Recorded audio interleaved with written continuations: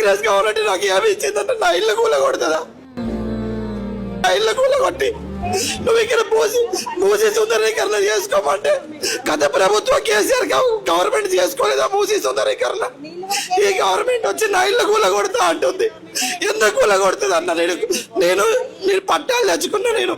నాకు కేసీఆర్ గవర్నమెంట్ లో free current ఇచ్చిర్రు, నాకు రిజిస్ట్రేషన్ చేసిర్రు, నాకు వాటర్ కనెక్షన్ ఇచ్చిర్రు, అన్ని తీసుకున్నాం. నేను రజకు, నేను బీసీ సంఘం, నాకు కరెంటు బిల్లు ఫ్రీ ఇస్తున్నాడు కేసీఆర్, ఫ్రీ కరెంట్ వస్తుంది నాకు.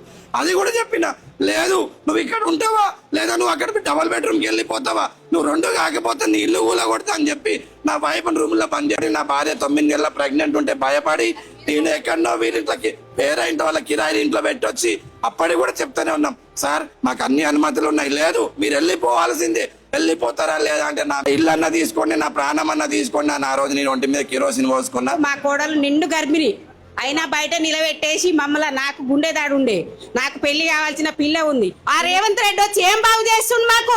మేము ఓట్లేసి గెలిపించింది ఇదా? ఆ ఇళ్ళ మించి పోనిస్తే మేము ఇవ్వం. ఆయన కనుక ఇల్లు కూలగొడితే మా శవాలం మించి ఆయన ఇల్లు కూలగొట్టాలి. రేవంత్ పాలన ఏం బాగుంది? మేమైతే సావనన్న వస్తా కానీ నా ఇల్లు అయితే ఇయ్యను నేను.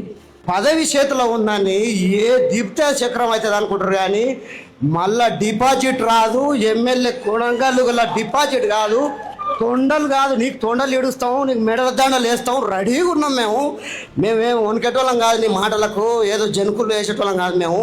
మా సార్ ఉండు, మా కేటీఆర్ అన్నుండు, మాకు సుధీర్ అన్నుండు. బీఆర్ఎస్ పార్టీ మూసి ప్రక్షాళనకు వ్యతిరేకం కాదు, కానీ మూసి ప్రక్షాళన పేరు మీద ఏదైతే ఇల్లు కూలగొట్టే కార్యక్రమం చేస్తుందో దానికి మాత్రమే వ్యతిరేకం.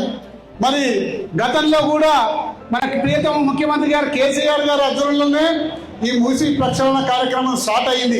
ఏ రోజు కూడా ఒక్క ఇల్లు కూడా కూలగొట్టకుండా మూసి ప్రక్షాళన కార్యక్రమాన్ని చేయాలన్న తలంతో ఆ రోజు కేసీఆర్ గారి దగ్గరికి మేము కేటీఆర్ గారు అందరూ కూడా సబ్మిట్ చేసినాం. సార్ ఇక్కడ అన్ని కూడా కొన్ని విషయాల్లో దాదాపు 11,000 మందికి దీనికి అడ్డం వస్తున్నారు, మరి వీళ్ళని ఏం చేద్దామని చెప్పేసి అంటే ఆ 11,000 కుటుంబాలు ఎవరు కూడా కుటుంబాన్ని ఇబ్బంది పాలు చేయాల్సిన అవసరం లేదు. అవసరమైతే ప్రాజెక్ట్ను ఆపుదాము, ఆలోచన చేద్దాం, ఇంతకన్నా బెటర్ ఆలోచన మనం చేయగలిగితే ఆ ఆలోచన చేద్దామని చెప్పేసి ఎన్నికల ముందు చెప్పడం జరిగింది.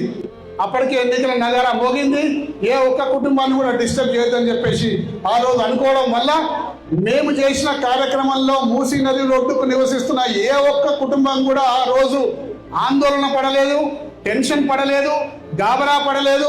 ఎవరికి అసలు మేము చేస్తున్నట్టు కూడా తెలియకపోవడం, అంత సాఫీగా ఆ కార్యక్రమం జరిగిపోయింది.